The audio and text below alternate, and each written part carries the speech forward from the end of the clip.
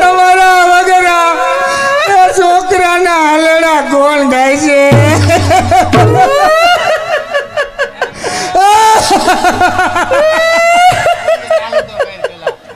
એ મારી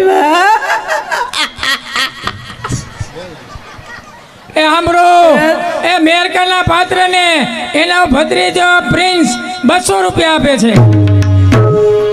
એ મારી એ તમે બેટા હો તો છોકરાના હાલને તો ગા